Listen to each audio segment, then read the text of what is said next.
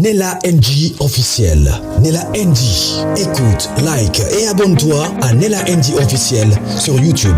Nella NG officiel. Pour l'actualité musicale congolaise, art et divertissement, écoute la voix d'or. Nella NG te dit toute la vérité.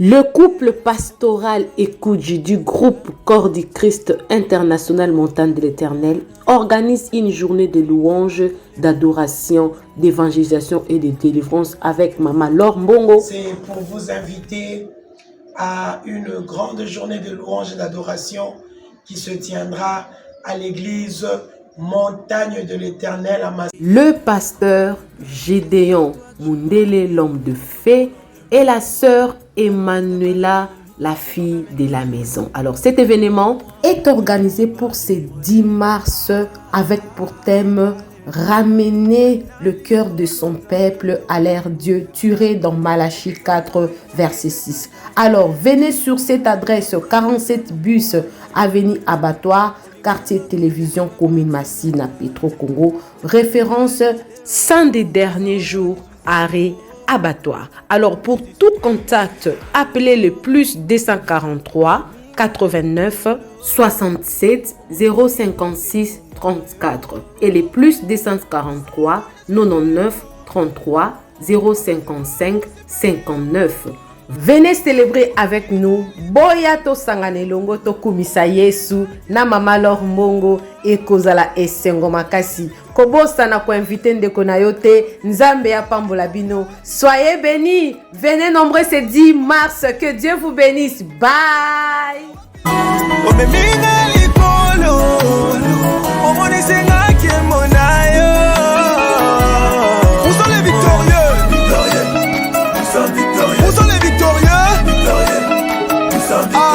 Mokili banga pesambela. En tout cas, ils ont vraiment badage que na kuulu balelo que ils ont badage moko alukutate. Ils ont badage mo boya solo na mokili banga pesambela. Na lobi po mopona ni. Ba jour eleki naza komona Davina trop na ba commentaire a esi. Aso commenter mais non seulement a esi ya mutu nyonso oyo azoya komeka mwa kopesa mwa conseil na ma publication na ye ou bien atangi kombo na publication mususu. En plus nazo comprendre la rapidité penda ya Davina te. Elle est tellement rapide. Aza rapide, aza na ba commentaire ba tout nyonso, aza partout. Mais na yeko comprendre Davina aza partout sauf na konti ya kolo muto alukile makambo. Naza ko s'expliquer et puis nazo le blabine lo moko salinga vraiment na yoka vraiment mawana Davina batachele motema ba décevoir.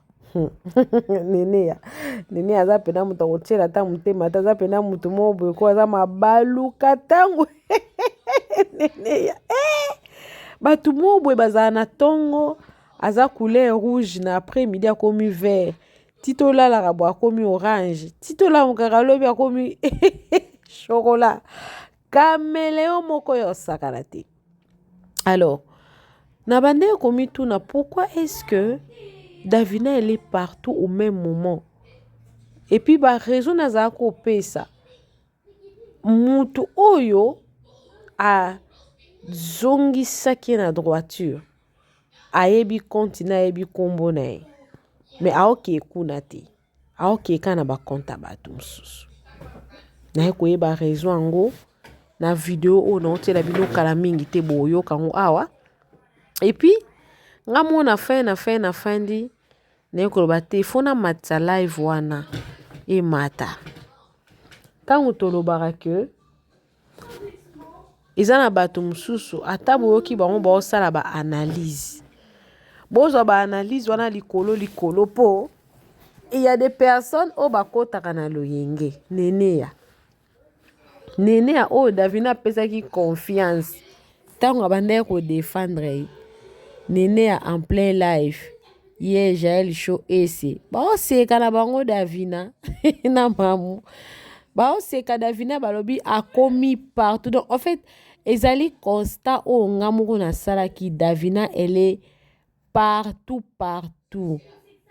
Bon, namona ba commentaire wandal ba que non Davina malgré azawana, elle est un peu blessée, elle est un peu dérangée mais aza stable ko le kasongolo pakala wana etalika bango. Mais eloko esalenga oh. Mais nene ya oyo abande tangu mama bande koya na bilema. Nene ya mutazaki courage alobi Davina leki bino alekaka bino. Boskizenga boza frustré. Bozo banga moto a Davina akumisi na hotela bino kutu video yango. Mais kaka ye wana. Bon, tanga saki yango Davina yaki na commentaire a commenter sepeli et tout comme que oui, awa pe na soutien. Mais la même personne nene ya wana amati su na live na ese na Jael baseki suka Davina ngo don na minute wana bato bazala ba sans position neti nene ya boy ata mukolo moka sala analyse apesi tendance za lokola à côté ici là boy que ce sont des personnes qu'on ne peut pas beaucoup télé monter maté que non et le monde à comprendre nene aza ne analyste nene aza elle est pour tout le monde. En tout cas mutoyo komena ngai commentaire ake nene ya azaka muto belle vie na okamo makasi parce que na ndenge nga na seleli analyse nanga nene azala na position te et elle n'a personne déjà mutu nanga te alandaka place ma ezochola alandaka tendance aza tendanciel et puis ce n'est pas la première fois dans le bon émission nanga je crois. Et comme bambale belé dans le baké nene ya azaka tendanciel azana ba tendance akope sa tendance koto yo après quelque temps pe sa tendance koto aza mutu mote boko classifier te ke nene aza mutu aboy impossible parce que nenga mataki na live wana na otela bino ningi bazo c'est Davina elle est devenue partout Davina eza partout. Mais avant de la bino live wana, na la bino vidéo oyo il frappa kinga vraiment parce que na on comprendre te Davina koma kolela mingi na kombo ya mamu.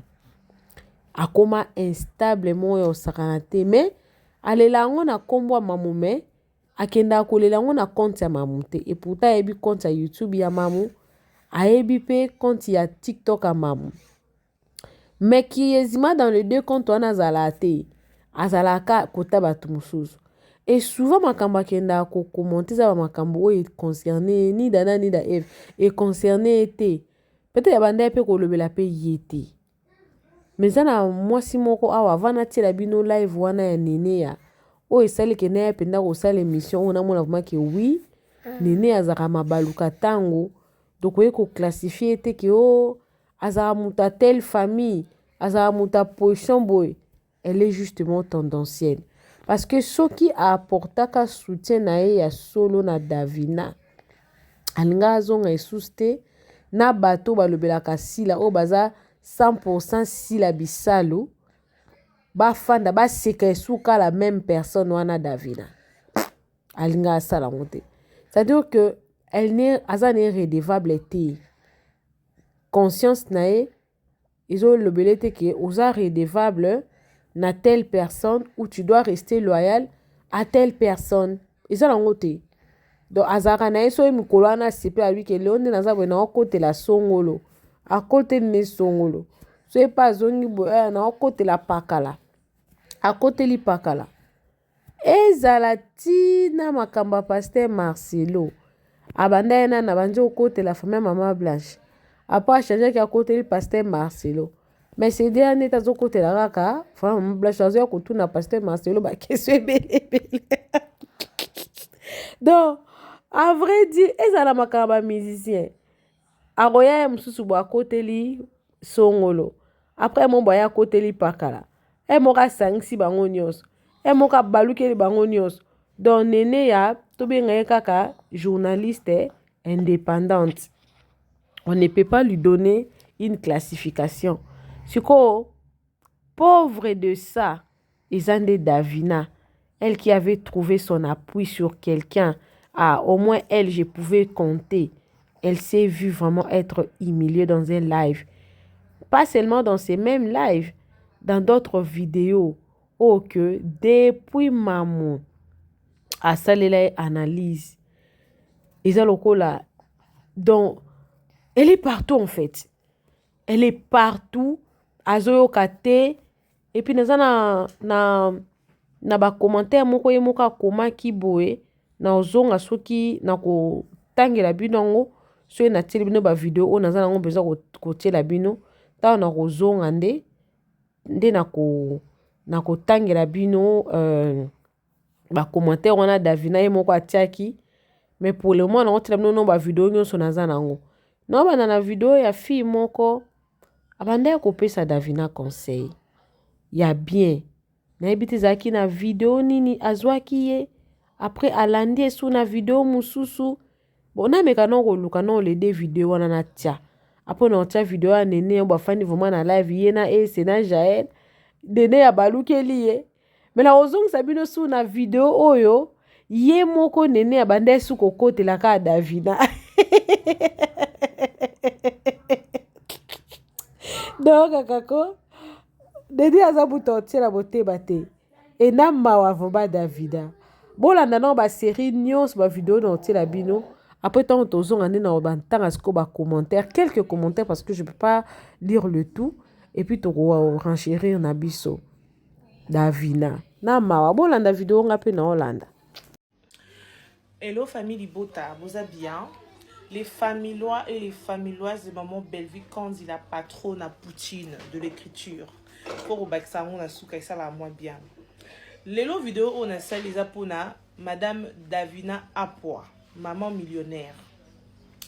C'est une première fois, oui, je sais, je n'ai pas pour habitude de faire ce genre de vidéo, mais je me sens quand même obligée de le faire. Pourquoi? Parce que j'ai essayé de l'écrire dans ma commentaire et tout, pour qu'elle arrête de faire ce qu'elle est en train de faire, mais la moni Azoyo Kati. Alors, les gens, aidez-moi à taguer Davina Apoa. Ma chérie, je t'apprécie énormément. J'aime ton travail, j'aime la personne que tu es, j'aime ton énergie. Au fait, j'aime beaucoup de choses de toi. Pour mes amis, au comme le roi Xavier, on te retrouve partout dans ma commentaire, dans ma publication, tout où il y a SB. Là où on parle des acteurs de SB, toi tu es là. Là où on critique, tu es là. Au fait, je te comprends, je comprends aussi ta douleur au fait. Pourquoi? Parce que ce sont des gens qui t'ont insulté, qui ont vilipendé ton père, ta famille et tout ce que tu veux là, tout ce qu'on a vu, ok, je te l'accorde. Mais il y a un été, il faut baisser le standard na yo, et baisser ton côté starmania, charismatique et tout, au perdre un nom. Parce que Belleville, Aïda, et tout le monde, fille tout le monde, parents, vie n'a pas pu toucher. Mais garde quand même moi côté wana qui star. Aux amuntu, tu peux réagir sous le coup de la colère, tu peux réagir une fois, deux fois, on comprend. Mais maman, tous les jours tu es là dans ma commentaire, il y a batanga beaucoup na. Et ça qui côté, même quelqu'un qui ne pouvait pas te manquer du respect va en profiter parce que sur TikTok on ne sait pas savoir qui est qui fait quoi. Au moins, pour moi, vous avez téléphone paye à bien, méga paye à 500 francs, mais à manquer yo copieusement respect. Pourquoi? Parce que toi-même, tu ne veux plus te faire respecter. Moi, je me demande pourquoi tu agis comme ça. Ils ont déjà compris qu'ils avaient affaire à quelqu'un qui n'écoute pas. Mayo kapani balubara, oui, ils ont compris ça. Je ne pense pas qu'à l'avenir, ils vont chercher à avoir des embrouilles avec toi. Mais c'est fini, maman. Calme-toi. Aujourd'hui, on a ba bomba pibia bomba sex step anytime. Déjà on a moko na bango y na commentaire ayoko finga toi ayoko se justifier. Elles ne le font pas pourquoi? C'est pas parce qu'elles manquent de quoi dire, mais elles se disent bon eleka. Naza star eleka nango. Maman lata non qui star manana yo, tu es tellement grande. Tu connais ton travail. Tu parles très bien. Tu sais faire la chose là. Mais côté à Koko, t'as qu'un commentaire qui répond à n'importe qui et ont rabaissé, yo, franchement, je te dis.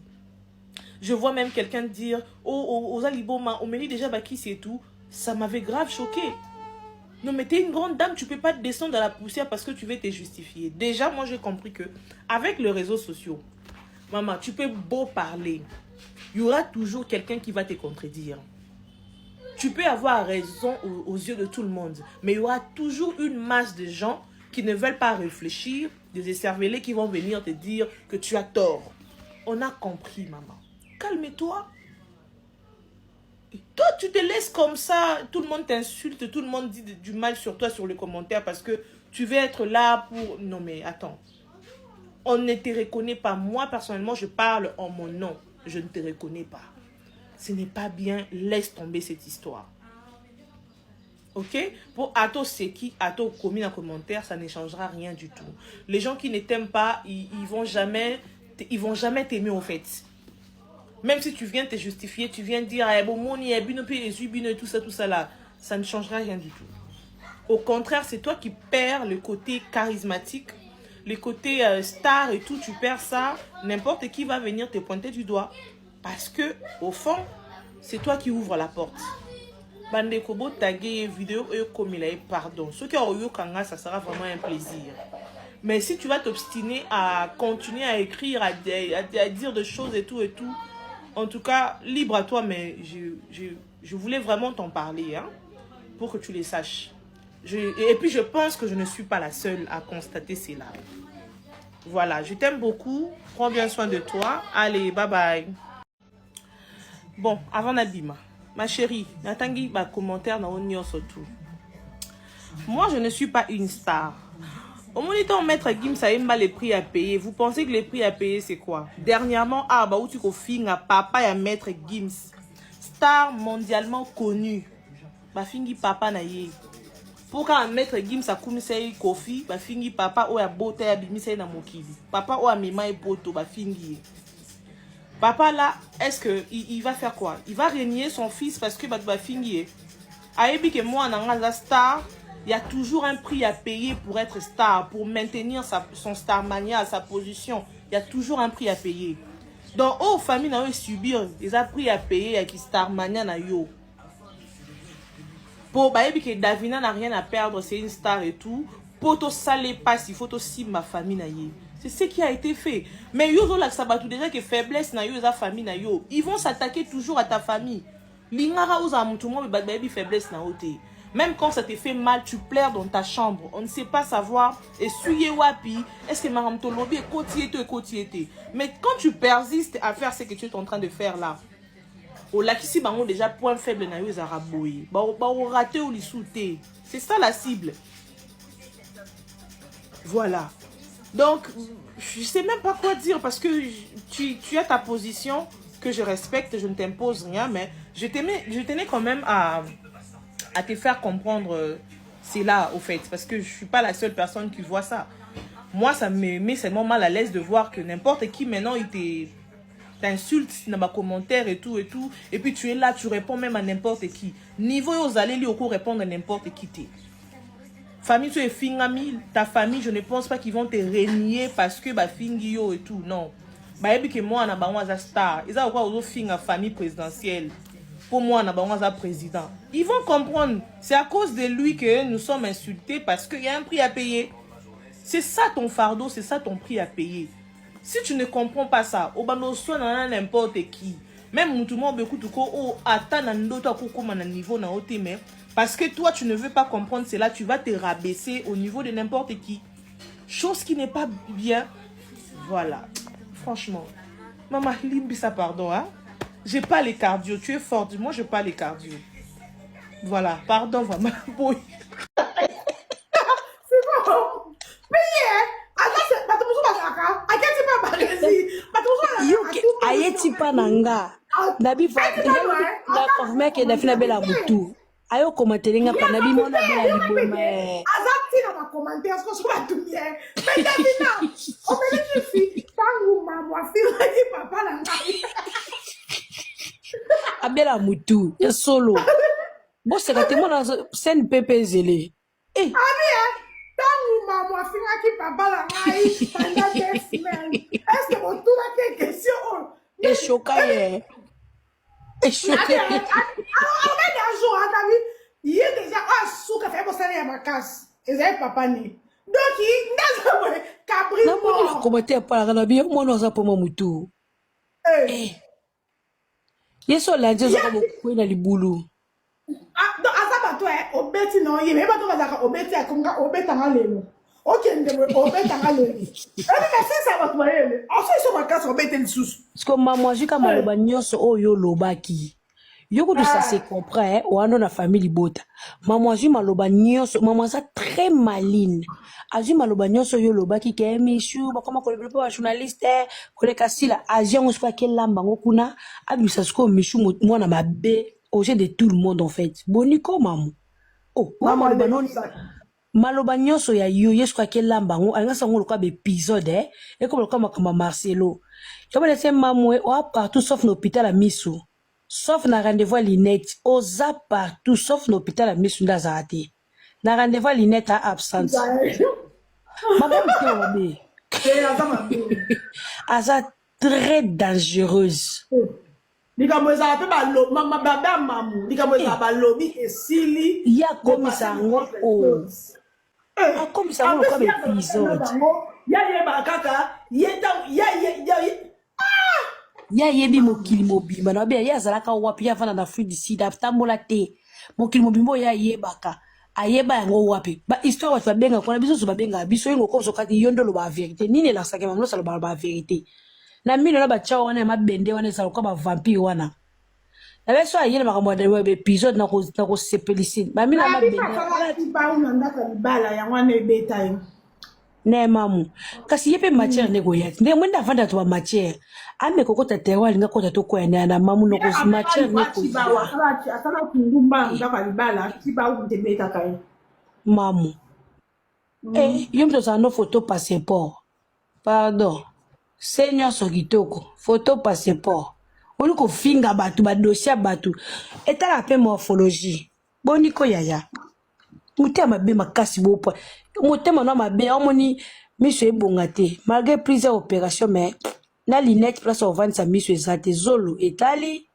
munoko epanzani misu epanzani Linette miso evanda we mutema be makasi bopo ani okobaka mutema mabe do yoso vendre dossier mutuko on dirait oyeba ba via bato asa posa makamzu poko saka yo yeba kanyo so funguli munoko na lokwa balene lokwa toma l'école pour rappeler cette histoire il y a Marie Missambo déjà kufa mais so telle mission à celle Marie Missambo mission ta pendant 2 mois lo ba mutu kufa boniko yanga zakasa ngameka na bengi mami Chibola tozo mse mission mami Chibola tselanga komate kuna biso ki mamwa yeye pa ye yeso benga mami Chibola akibi a changer sujet boni boy ko apela mobala wa ya sangote po mamu yo mondo zano ebi keso za mo ozi mobala wa panzi mona lia seka landi mbongo ndengo tusala ndenga la Naberik jenga bani kasumbali ne pas weka po alia ka mbongo yo kasimba mu pa sambo na ngo telemsela njila atakutu babima monde na ngo telemsi kanda sala kwa mostra bimeli mutambutu onje mutabang sabato je fatomas na kati na pela ya ko yeba ola ni no babi davina za azo se kabiso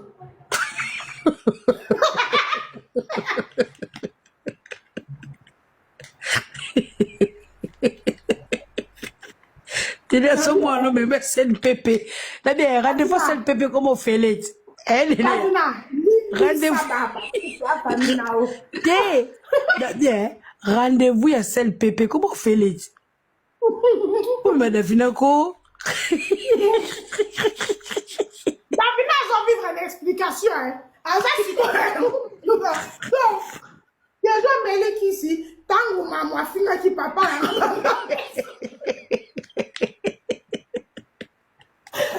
c'est quoi elle est comme Lisa a sa vidéo Davina apprend pourquoi ainsi Lisa c'est pas les cas moi bloqué Davina Davina c'est que Davina va lever le moussousou solo ya Davina. Donc, on va pexer qu'on finit la famille Libota. Davina zo yo kata yo saka ba video. Bazo pexer yo kate. Suspendre. Ba suspendre que la famille Libota. Yemo akoma boki la bon. Vidéo moi ça qui. Ba na dinga la chito baka yeme. Wa ko ba pesa que suspension.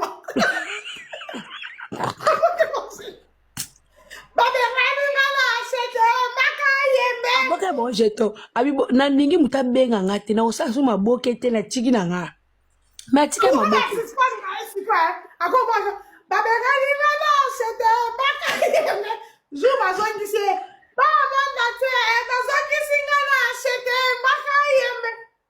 Ate ana fama mutu. Ya normal te. Ya fama mutu. Nene. Mwana mute doka. Na mwana. Il y a une explication.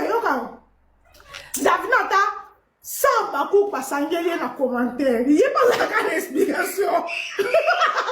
Bozana batanga koma bondeli. Kana kokoko mibeli bote. Oh, Davina Apwa, aujourd'hui, je n'ai ni l'envie, ni le courage de parler sur ce sujet. Nous avons vraiment la pose au soinate. Non, surtout pas. D'ailleurs, on a besoin d'un côté. Vous savez, bino nyonso obo tia monoko la makamba mishu. Banyanga la kata nyonso obo tia monoko la makamba mishu. Oba zoya ko sika. Oba zoya ko chola. Oba zoya lo babi loba loba. Soki bazwi vi na bino. Batandi yango boye bato batala. Ya msusu mishu o asali eza moki. Oui. Soki bazwi ba vi na bino batandi yango boye. Oh, mishu asali ya msusu mishu aza bébé. Davina yo moko baloba na obima oza makanga da Costa. Eh ma chérie, tu es une femme mariée, mais comment tu allais te retrouver dans les jambes de la Costa? Pour le lobby, est à maison close. Mais maison close, tu as fait partie de cette maison close. C'est que yo peut attendre dans le cas de maison close. Tant que yo avez une maison close, obima na olala na nani.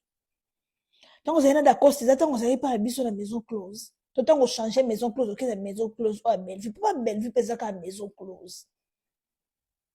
Eh, qu'on appelle ça maison close?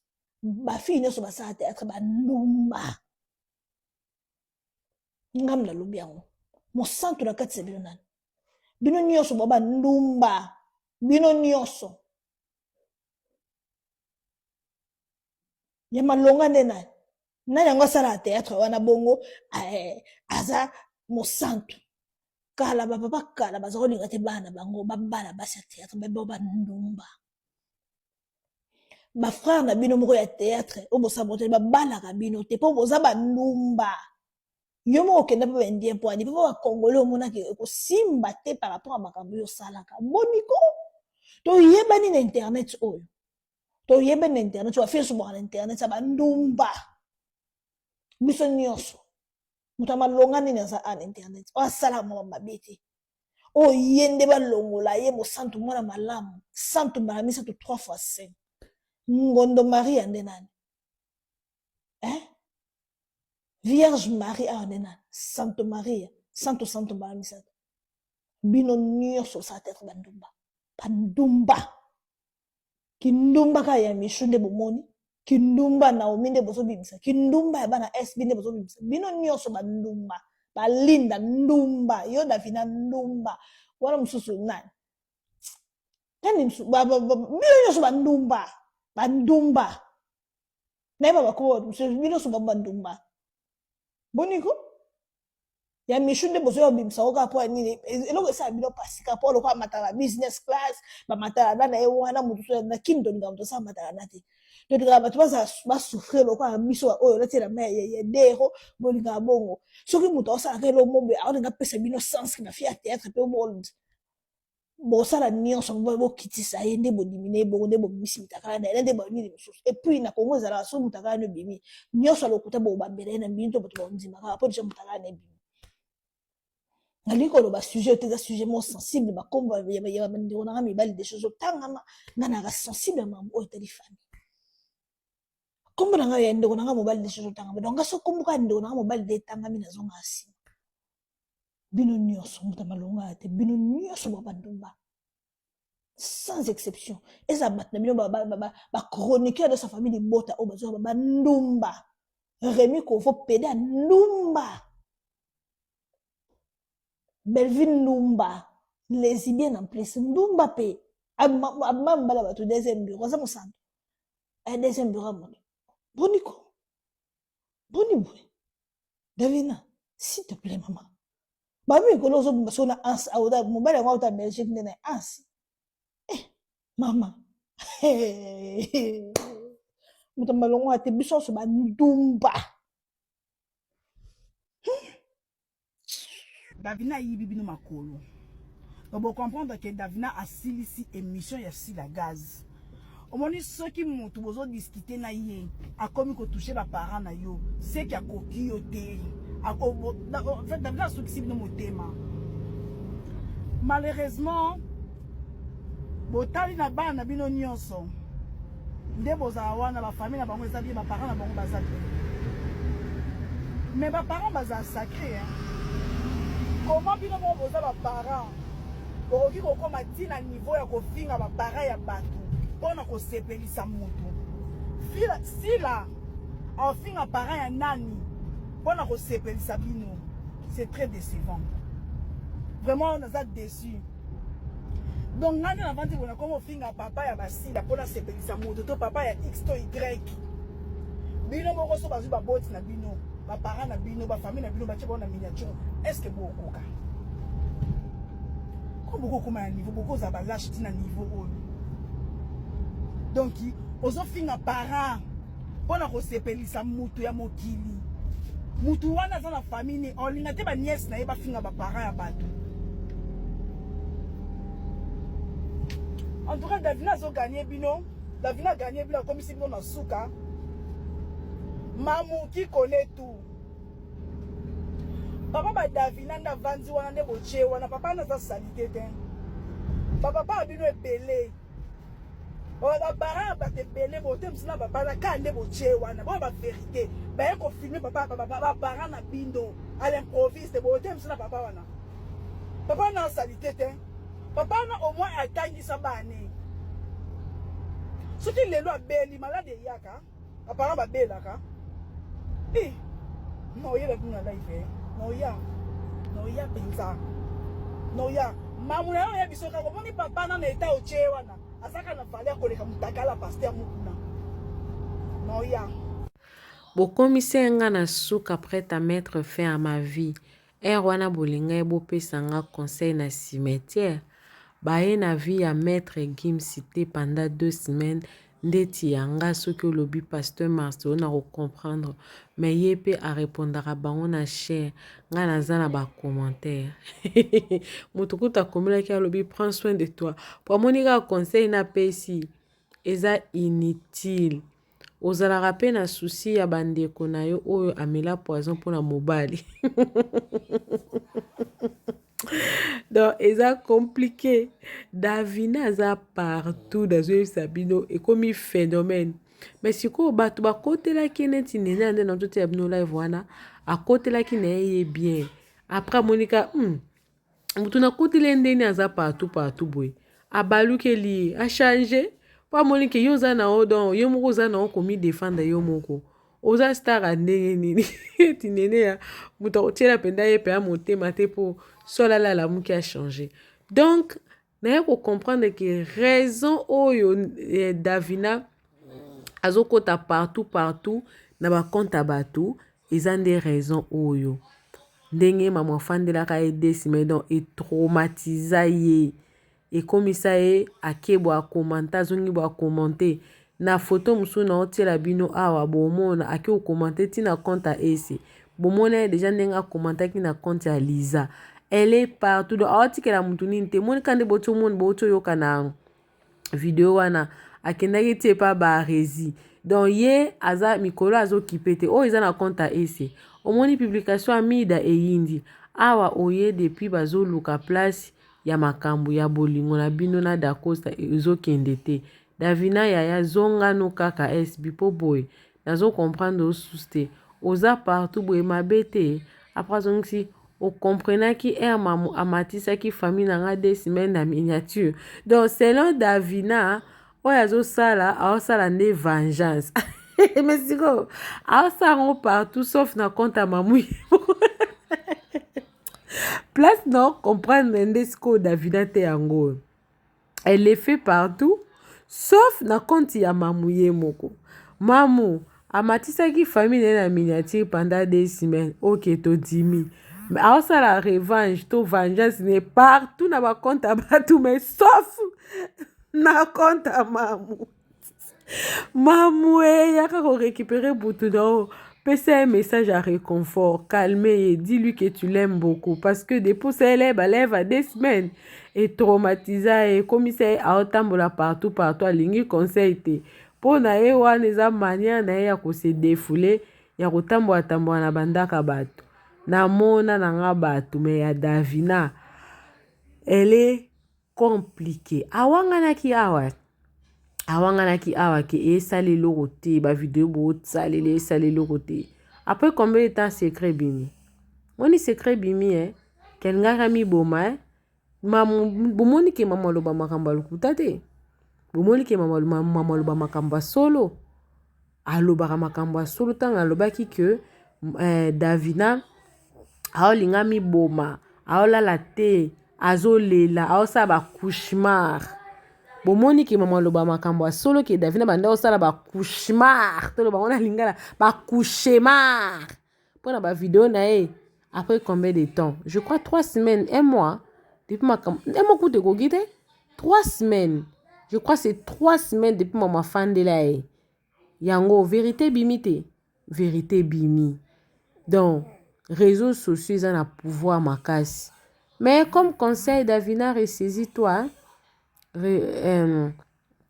Ressaisis-toi, prends soin de toi, nzamba sunga peso kimia, changer pe et vous allez important. Voilà.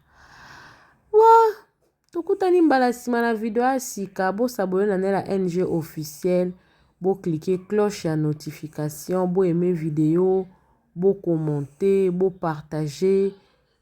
Davina conseil à couper ses ates donc a comme le quoi mon pepa kaina ake boazongi mais sauf place pa fan de la qui 2 semaines. Donc je comprends que maman le ben makamba le kuta le ben makamba solo et puis Davina a obanga mamu makasi ke soka commenter na compte na e baya ko bakisa ndambo etika laki. Et là on peut na retenir que maman loba qui en tout cas et soit qui est choqué qui est maintenant c'est un Davina a changé à vivre selon yé à vivre une hypocrisie à zana komi qui mais est-ce que aoyoka c'est bon tout bon moneka na mpepe lokola kaina bisous bye.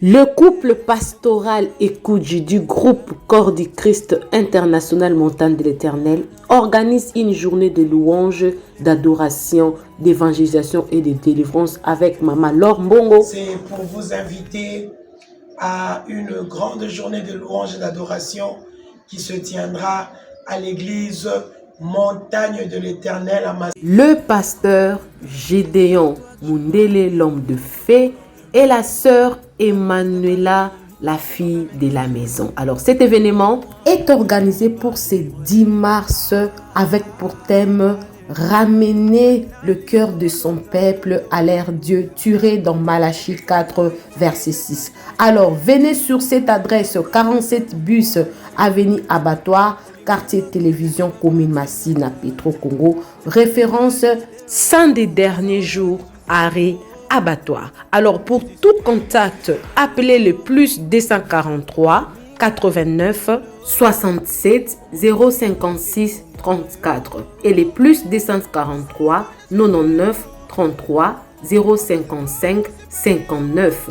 Venez célébrer avec nous. Boya to sangane longo to kumisa Yesu na Mama Laure Mbongo et kozala esengo makasi. Kobosa na ko inviter ndeko na yote nzambe ya pambola bino. Soyez bénis. Venez nombreux ce 10 mars. Que Dieu vous bénisse. Bye. Vous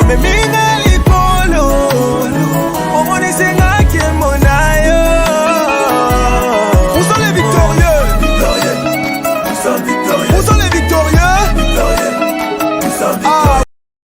Nella NG officiel. Nella NG. Écoute, like et abonne-toi à Nella NG officiel sur YouTube. Nella NG officiel. Pour l'actualité musicale congolaise, art et divertissement, écoute la voix d'or. Nella NG te dit toutes les vérités.